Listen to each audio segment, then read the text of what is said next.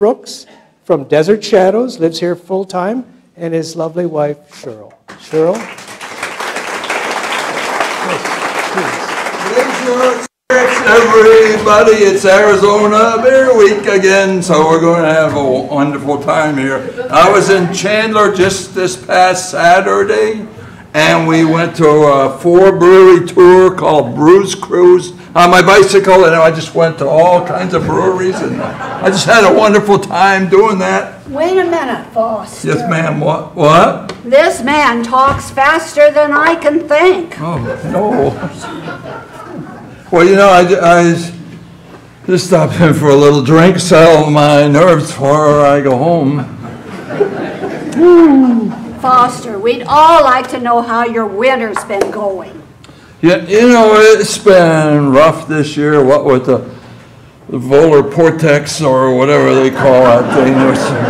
Polar vortex. Oh, yeah, that's what I said, isn't it? No, okay.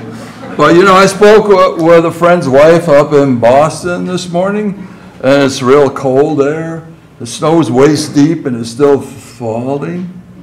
And she told me her husband's done nothing all morning but just stare through the kitchen window. Oh, how depressing. Yeah, she says if it goes on much longer, she might have to let the old drunk in.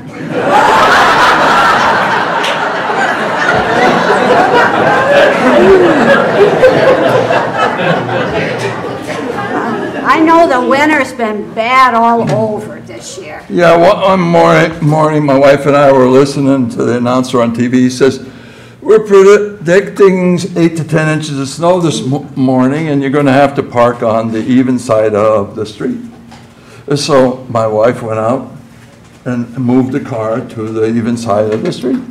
And then the next morning, we're listening to the announcer. He says, we're going to have 10 to 12 inches of snow this morning. You're going to have to park your car on the odd side of the street. So guess what? My wife went out and moved her car to the odd side of the street. And then the following week, we're listening to the radio. And he says, we're expecting 12 to 14 inches of snow this week, and you're going to have to park. And just then, the power went out. And my wife got really upset and worried. She says, oh my gosh, I don't know what to do. I don't know where to park the car. So I mustered up all my compassion for my dear blonde wife, and I said, why don't you just leave it in the garage this time?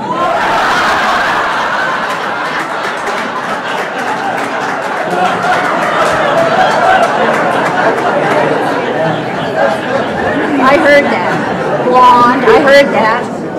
Yeah, blonde. She was blonde. It's a good thing I'm not married to a blonde, right? So. Foster. Yes, ma'am. Can I get you anything? No, I'm just trying to lose a little weight. You know, I had this shampoo with a warning label that says, for extra body and volume. So I said, no wonder I've been gaining weight, so I got rid of that shampoo. So I did. I hate to ask what you're using instead. I'm gonna start showering with Dawn dish soap because this label says dissolves fat that is otherwise difficult to remove.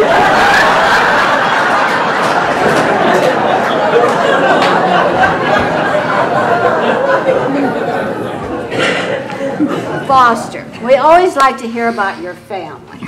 Well, you know, a funny thing happened the other day. My little granddaughter comes up to me and she says, Grandpa, what's couple sex? And I said, well, if she's old enough to ask, she's old enough to get a straight answer. So I explained the birds and the bees to her. And I said afterwards, honey, why did you ask me that question? Well, what'd she say, Foster? She said, well, Grandma told me to come and tell you that dinner was going to be ready in just a couple secs.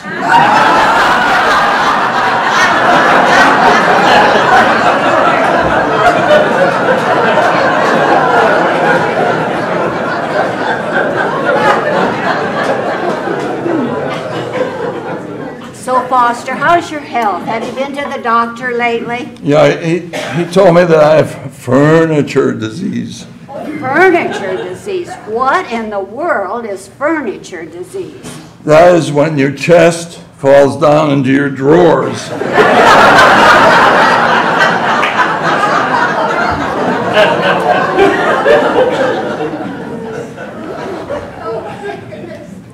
Did you talk about anything else at the doctor's office? Well, yeah, we did. You know, I'm a little worried about getting senile. I'm not getting any younger, you know. So I asked the doctor, I said, how did you determine whether or not a person should be going into a nursing home? Ooh, what'd he say? He said, well, we fill up a bathtub with water, and then we offer the patient a teaspoon and a teacup and a bucket. And we tell them to empty the tub. And I said, oh, Doc, I understand that. He says, a normal person would use the bucket because it's bigger and you can empty the tub faster. And he looked at me and he said, no, a normal person would pull the plug.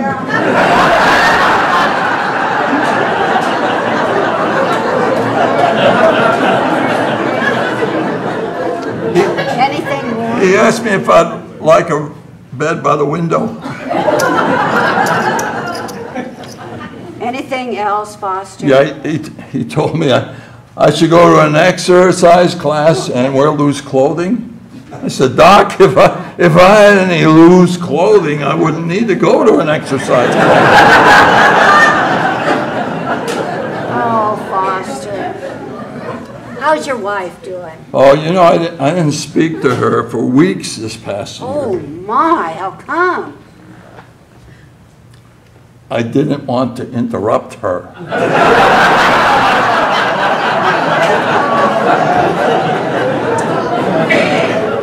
You know, last Friday was Valentine's Day, and we were over in Target together, walking by the cards. So I took her over by the cards, and I picked one out, and I read it to her, and she liked it. And I figured, well, that's good enough, so I put it back, and I saved $6.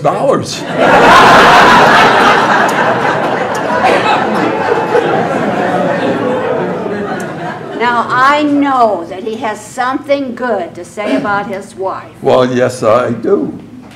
You know, she got this new leather outfit, and it makes my heart thump faster, and my throat gets dry, and my knees get weak, and I start thinking weird thoughts.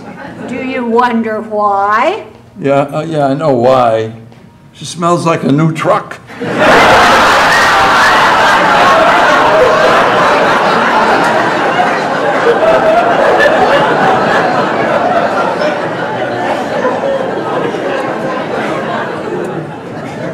Did you get to visit your in-laws this summer?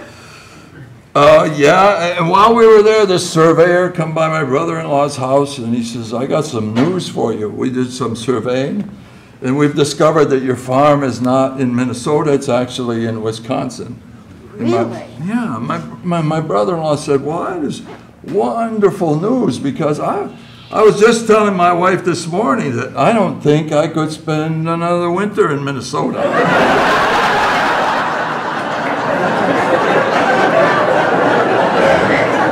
Some of you may have heard that one before. Oh, we've always heard about your dumb brother-in-law. Yeah, you know, he's really dumb. I told him, I found this pen. Is it yours? And he says, I don't know. Let me see. Give it here. So I gave it to him, and he tried it out, and he said, yes, it is. I said, well, how do you know that? He said, well, that's my handwriting.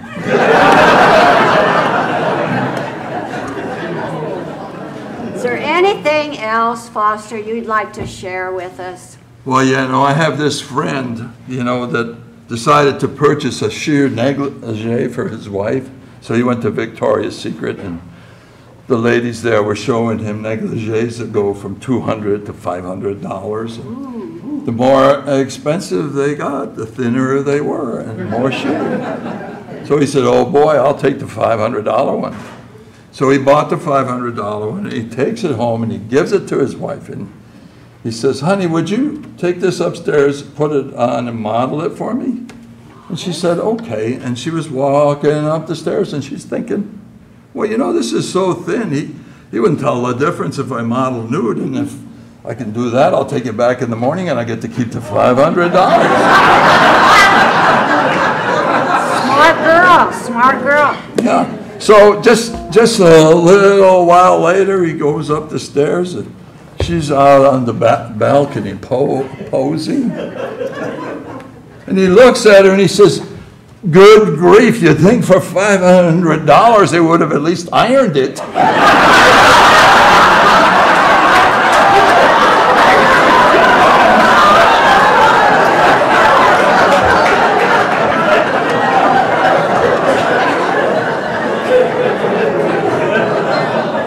You know, he never heard the shot. And the funeral is this coming Saturday. Thank you very much, ladies and gentlemen. I have to go. Beautiful, beautiful.